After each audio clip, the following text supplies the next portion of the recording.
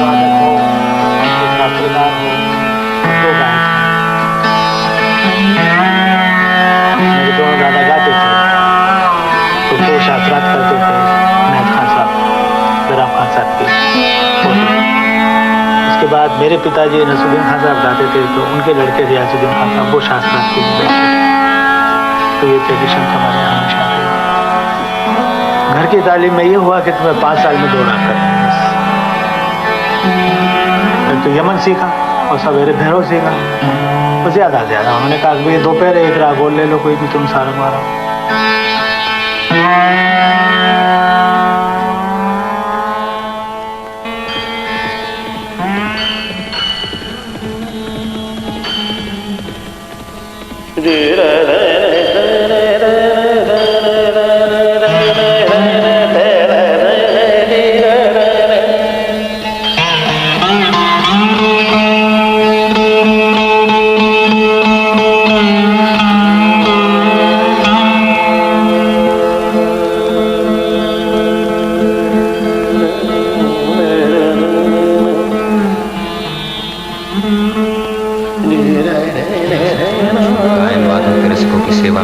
करने का मान प्राप्त करना चाहता हूँ कि सन 1073 हिजरी में इस दीन की दृष्टि में एक ऐसी प्राचीन पुस्तक आई जिसकी प्रतिलिपि उसके लेखक के समय में हो गई।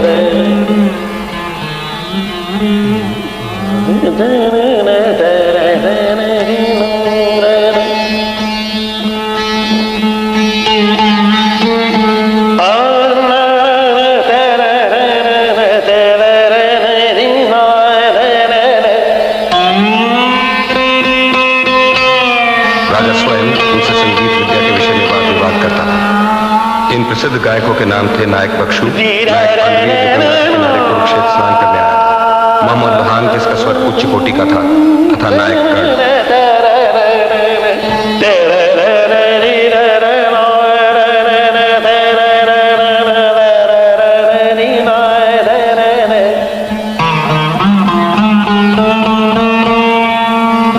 कान तलवार तार की सिपर लिए फिरत गुनी जहां तहां, जीते सुभट अपने अनुमान जहां तहां जीतत तुरंत, सुर कमान बोल बाल छूटत जही लागत रीझत, तही सभा जाने विद्याधर सब जुरत, सब तरकस उचर सुनत नेजा आसमान बख्तर, बाजू लय उपज नई पंख बाजू पुरत, तहां सभा के बीच नरत हरिदास डागर, जो जो कहे त्यों त्यों सुनो सुगर सुज्ञान, अज्ञान आगे फौजे मुरत।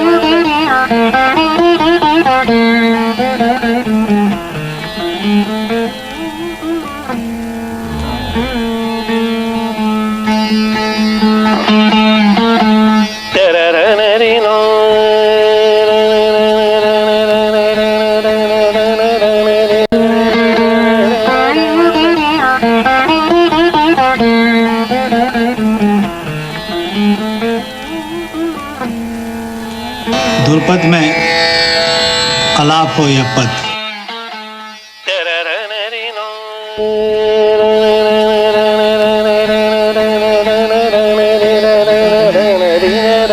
अलाप में शब्द विकृत नहीं होना चाहिए, जैसे एक स्वर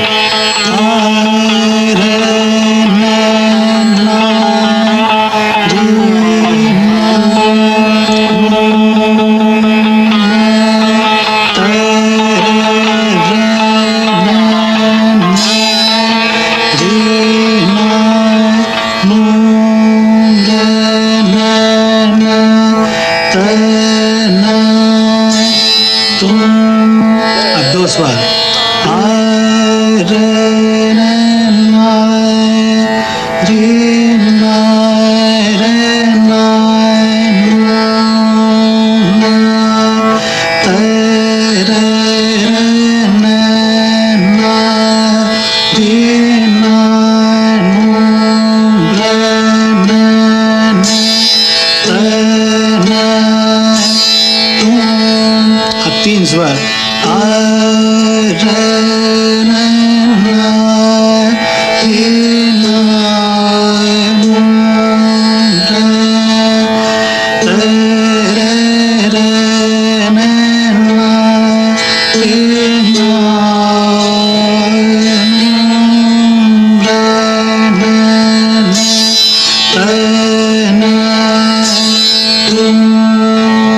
शब्द राग में विभाजित हो जाते हैं, जैसे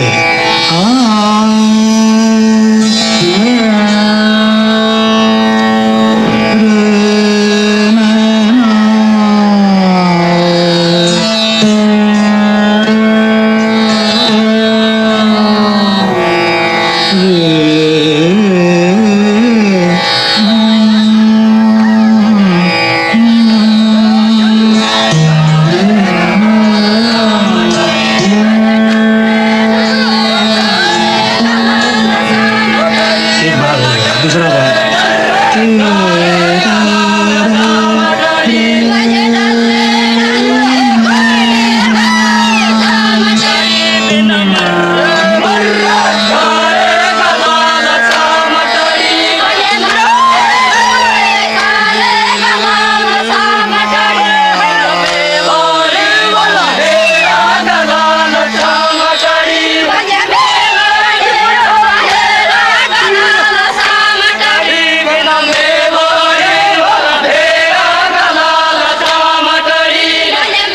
आदि संगीत के दो पक्ष। पहला प्रकृति और अस्तित्व का उत्सव मनाता, बदलती ऋतुओं, जन्म, विवाह और मृत्यु के जीवन चक्र को लयबद्ध करता। दूसरा बलि तथा अन्य अनुष्ठानों का साथ देता संगीत। इन्हीं दो पक्षों से छंद का जन्म हुआ।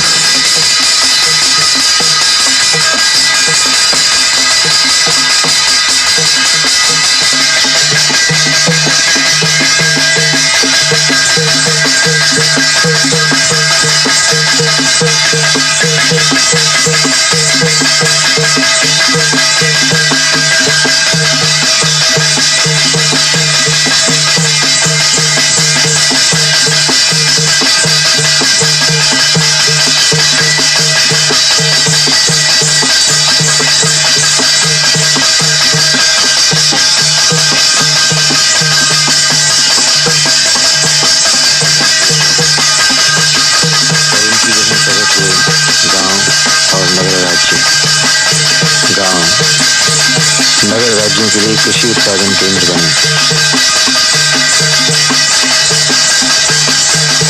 इस प्रकार आदि संगीत का पहला पक्ष गांव में लोक संगीत का रूप धारण करने लगा, जो कृषि और जीवन चक्र के उत्सवों से जुड़ा था। और आदि संगीत का दूसरा पक्ष अपनी मूल विधा से अलग होकर नगर राज्यों में एक स्वतंत्र शास्त्रीय रूप धारण करने लगा।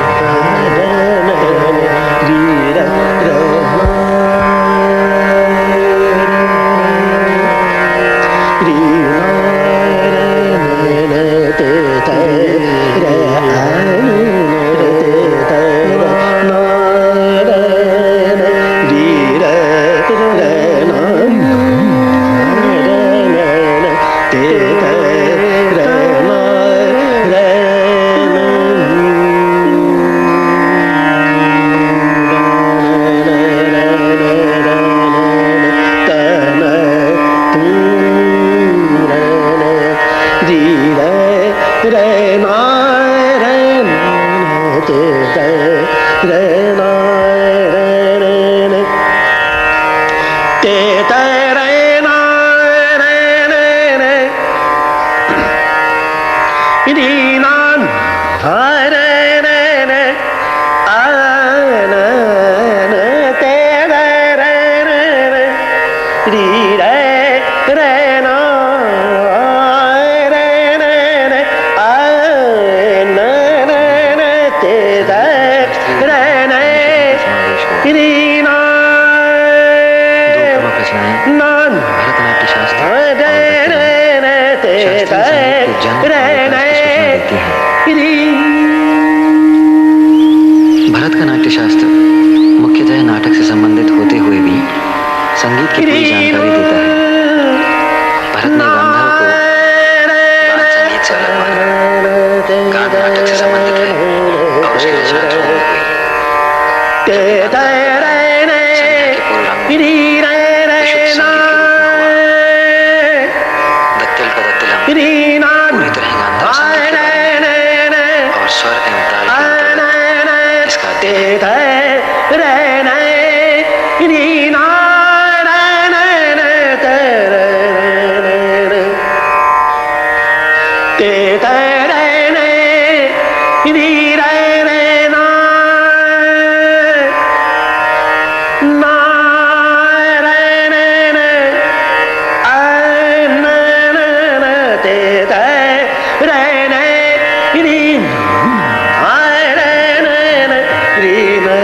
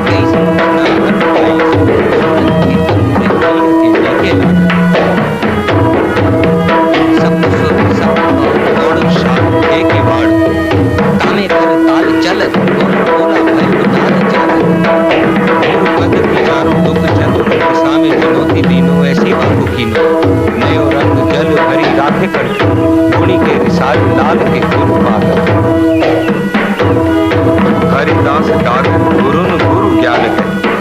ऐसे जैसे लरे झगरे रच पच अटूट में रीछ के हीरा मोती रतन फल लागे।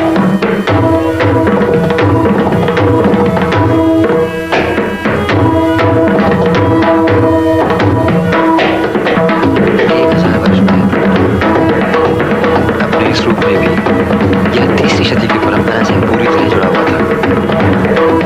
ये तथ्य 4वीं शती के ग्रंथ संगीत रत्नाकर से भी स्थापित होता है। श्रुति, स्वर, राग, मूर्छना, तान, वृत्ति, साधारण, जाति, वर्ण, अलंकार और ताल से संबंधित संगीत रत्नाकर के अध्यायों में वही जाना पहचाना शास्त्रीय ग्रंथ दिखाई देता है। 2000 साल पुराने सूत्रों का आज भी व्यावहारिक रूप में विचरण निसंदेह महत्वपूर्ण है।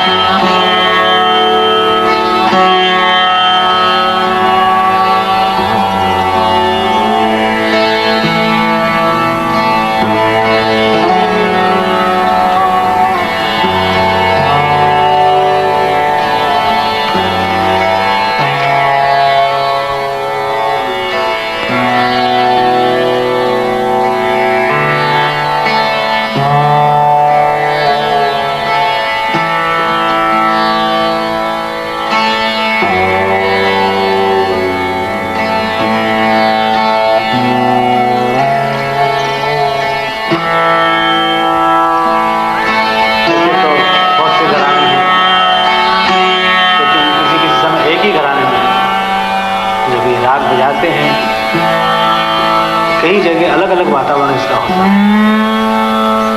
कि जैसे घर में बजाया, बाहर महफिल में बजाया, कभी छोटी सी महफिल में बजाया, और थोड़ा फर्क आ जाता है। तो हिंदुस्तानी म्यूजिक बंधा हुआ नहीं है, अगर इसको बांध दिया जाए तो ये ख़त्म हो जाएगा। इसको थोड़ा समझने की ज़रूरत है। फिर उसके बाद बहुत बड़ा रिश्ता है और बड़ा खूबसूरत है।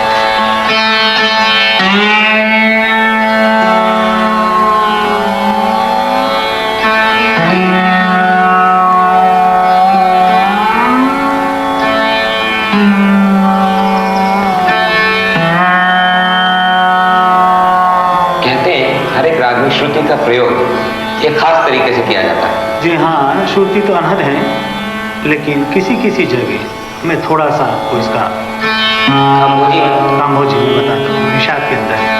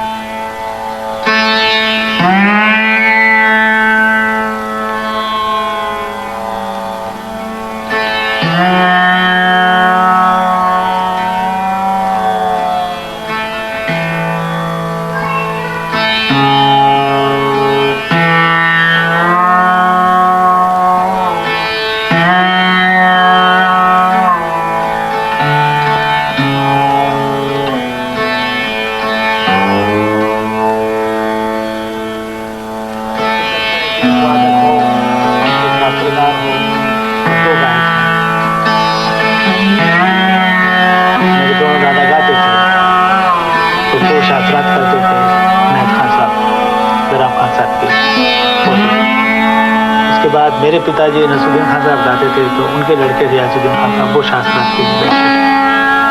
तो ये ट्रेडिशन हमारे यहाँ हमेशा रही। घर की तालीम में ये हुआ कि तुम्हें 5 साल में 2 राग करने हैं बस। तो यमन सीखा और सवेरे भैरव सीखा, तो ज़्यादा उन्होंने कहा भाई दोपहर 1 राग और ले लो, कोई भी तुम सारा मारा।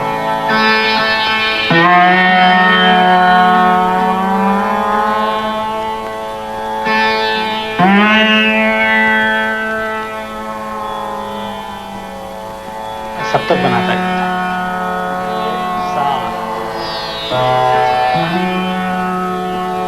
गुणाओं में ये कि हर सुर अपना सप्तक बनाता जाता है। जैसे अभी है सा,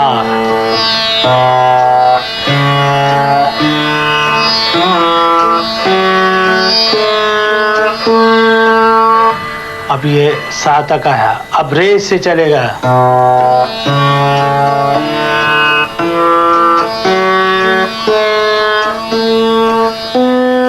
इसी तरह से ग से ग, म से म, प से प, इसके आर और दोनों करते हैं।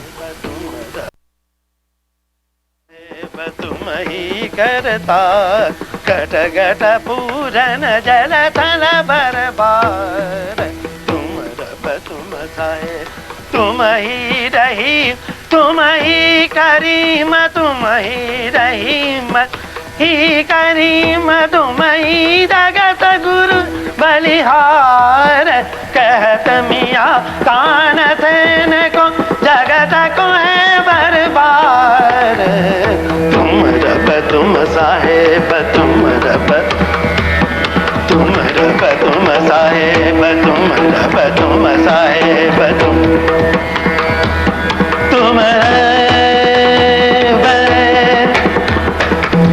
तुम साहेब, तुम ही करे तारे करे, तुम साहेब, तुम रब तुम साहेब, तुम ही गरीम,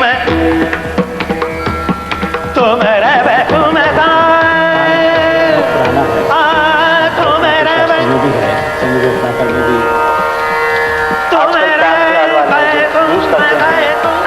आकार, इसको भी तान कहते हैं। ध्रुपद की तान अलग होती है, ख्याल की तान अलग होती है। ख्याल की तान भी है जरा।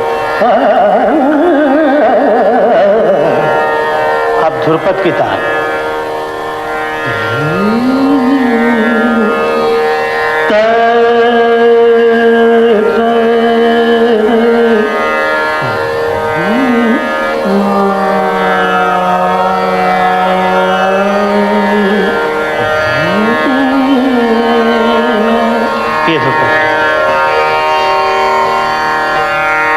उपज का जिससे अस्थायी यंत्रों के बोल हुए उनको कटिंग करना और स्वरों में गाना, ताल मिलाना।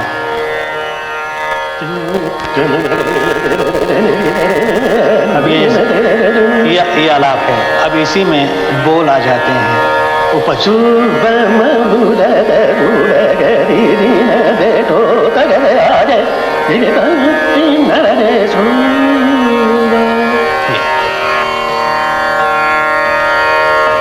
खास फर्क नहीं है, थोड़ा ही थोड़ा गतियों का अंतर है।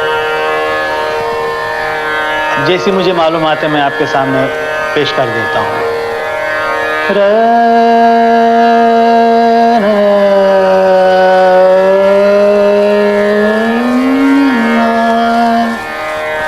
यहाँ तो हमारे यहाँ रहते हैं, उनके अल्फाजों की गति ये